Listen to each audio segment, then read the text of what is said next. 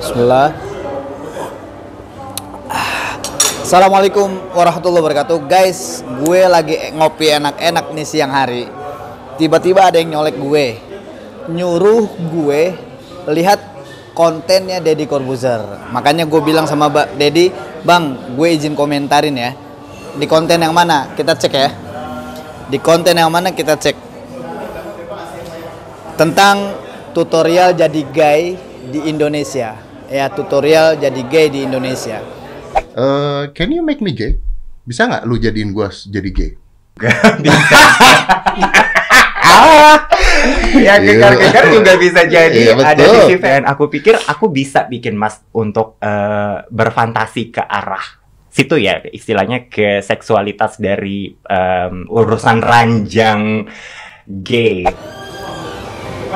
Ini tentang seorang ragil, ya, seorang cowok bernama Ragil dan Frederick dari Jerman. Menarik guys, menarik karena di dalam Islam mungkin ya ada kemungkinan besar memang orang itu bisa menjadi gay atau lesbi. Kenapa? Pertama, di saat kita bercermin, ya, di saat kita bercermin melihat diri kita, Rasulullah SAW sudah ajarkan kita bagaimana adab kita di dalam Islam bercermin.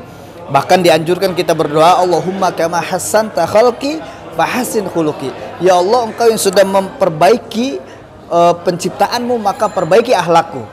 Artinya adalah adab bercermin. Kita harus berdoa dulu agar apa? Agar terhindar dari bisikan-bisikan syaitan. Makanya nggak menutup kemungkinan ketika kita bercermin melihat diri kita, kita bangga dan kita bisa suka dengan diri kita. Apalagi mohon maaf, sampai akhirnya kita melihat aurat kita lihat bagaimana kondisi kita, dan kita bisa bersolek dan akhirnya jadi suka dengan diri kita. Naudzubillah summa naudzubillah min dzalik. Makanya di dalam Islam amat banyak peluangnya ketika manusia itu menjadi gay dan lain-lain, ketika dia tidak melihat adab dan aturan-aturan yang disampaikan oleh Rasulullah SAW. Bahkan di dalam kontennya Deddy Corbuzier, Ragil bilang gini, sebenarnya gue dari lahir memang udah terlahir, udah tercipta sebagai seorang yang memang gue suka dengan cowok. Sampai akhirnya di sekolah gue lebih suka lihat guru-guru olahraga gue yang seksi dan lain-lain.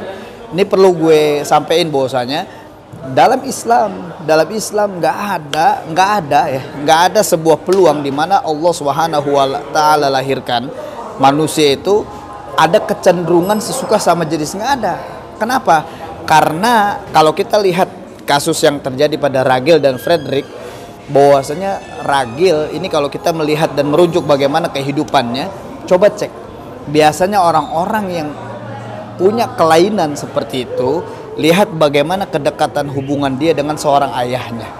Karena memang pengaruh besar seorang lelaki jauh dari sosok ayah, dia akan hilang maskulinitas di dalam dirinya. Dan perempuan akan hilang femininitas dalam dirinya. Sehingga lelaki ini ketika maskulinitasnya hilang, seperti bagaimana dia seorang yang kemayu, lembut dan lain-lain.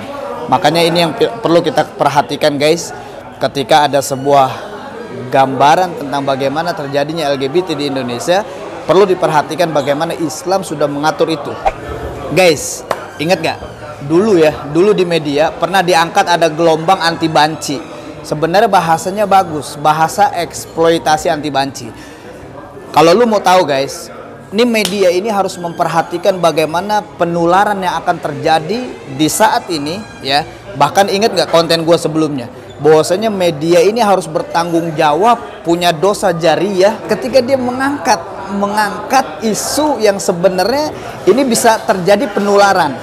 Di dalam Islam bahkan disebutkan di dalam hadis-hadis sahih yang mulia, bahwasanya ketika Rasulullah menganjurkan kita melakukan atau memberikan hukuman kepada pelaku LGBT, pelaku gay, itu dilempar dari gedung yang paling tinggi. Ketika dilempar dari gedung yang paling tinggi, kemudian dilempari dengan batu. Untuk apa guys? Ternyata salah satu jawaban Rasulullah SAW adalah untuk menghentikan penularan-penularan. Jadi memang dengan cara ini penularan itu harus dihentikan. Dan salah satu caranya adalah keterlibatan media untuk menghentikan penularan-penularan yang ada. Makanya gue saranin buat para media-media mainstream, anti mainstream, siapapun medianya, dan akun Deddy Corbuzier, dengerin gue ya. Kalau lu terus biarkan ini, maka lu akan bertanggung jawab atas penyebaran yang terjadi di Indonesia dengan semakin banyaknya LGBT di Indonesia ini. Naudzubillah, hati-hati. Azab Allah bisa turun seketika ketika lu terus mainkan ini. Guys, selanjutnya ya. Ternyata keterlibatan pemerintah dalam hal ini itu sangat kuat, guys. Harus diperhatikan. Kenapa? Karena ketika manusia itu lahir dalam keadaan laki-laki, itu harus dilindungi sebagaimana dia harus tumbuh sebagai lelaki dewasa. Begitupun juga dengan perempuan. Artinya adalah harus diperhatikan. Karena kalau kita lihat ya, ini logika Pancasila. Logika Pancasila, ketika kita lihat bagaimana ketuhanan yang Maha Esa, semua aspek yang berkembang di Indonesia harus merujuk kepada ketuhanan yang Maha Esa itu. Makanya gue yakin di semua agama, bukan hanya Islam, di seluruh agama di Indonesia ini pasti menolak dengan LGBT. Pasti.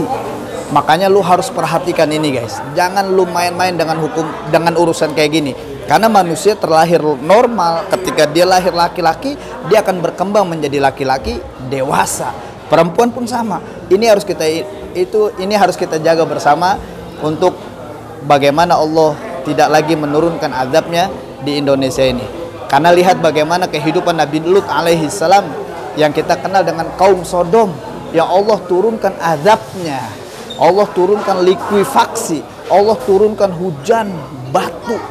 Kenapa? Karena mereka melakukan murkanya Allah, yakni melakukan hubungan sejenis. Kita jaga sama-sama akidah umat, kita sama-sama jaga dan kita rangkul bersama agar tidak adanya penyebaran LGBT di Indonesia ini. Barakallahu fikum wa faqakumullah. Assalamualaikum warahmatullahi wabarakatuh.